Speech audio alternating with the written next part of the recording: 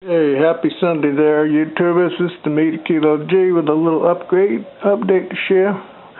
I got my temporary panels mounted. As you can see, the trackers don't know what to do because not much sun. I had a little safety concern about my battery switch help powering the inverter, which those panels are now attached to. So I ran a fuse in, and I'll show you what happened there. Because when you set up your charge controllers, you use the isolated short circuit amps. And I was just sitting here reading all this between the Temp.Panels and the few Technics I just bought, which are these 240Ps. They have a short circuit amp of 8.40, and the trainers have a 8 point. So in total it came out to 66 amps, which for this FlexMax 80 on a 12-volt bank, it calls for a 24-volt or higher panel is what is recommended for the MPPT function to work. And this is also based on a 70-foot run. So actually, if you add maybe 710 watts, I think I got here, plus the 440 on the trainers, when you do the short circuit amp math, it comes into 66 amps, which is just the 2 amps over. And as before, the battery switch, when you switch to all, will now come through this wire and help feed this inverter. And as a safety precaution is if I forget to switch from all back to switch A, which is the battery charger, anything over 15 amps back feeding through here will blow this fuse, keeping this safe, even though I think it will work fine because it's within the safe limits. Well, it's actually out by 2 amps short circuit current, which will actually never happen. And with this short run of wire, that could actually go through that piece of wire there, because it's coming directly from here. So anyway, like I said, we don't have a whole lot of sun.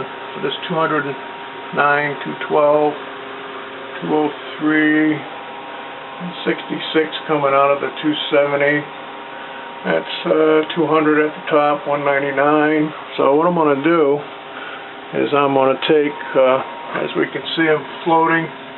Not a whole lot of power being made. There's only 0.8 amps going in.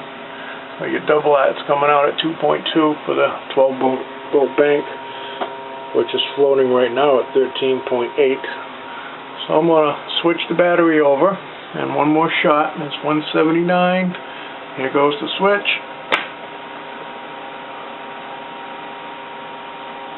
234, 244, 238. As you can see, switches to all. It's 1 amp going in there. So it looks like it's actually taking a little of that juice, maybe. Well, that was on 0.8 before. And it's dying.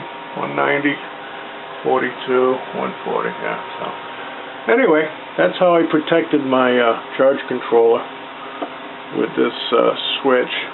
Now to see if it does make a difference, I'm going to switch it back to strictly the charge controller. 0.8, 0.9, and it's showing 119 at the top. I'm going to switch it back over to all to see if it gets any power from those other panels. And no, it doesn't. Well, maybe it does. It's not getting much.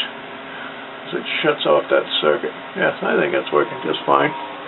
Then it went from 113 to 150. You can see the other ones at 34, 88, 95. So anyway, it seems to be working fine. And like I said, if I forget, this is my safety factor. Anything over 15 amps back feeding, if it does, will blow that fuse. And anyway, I just thought I'd share that. And the panels are up and running.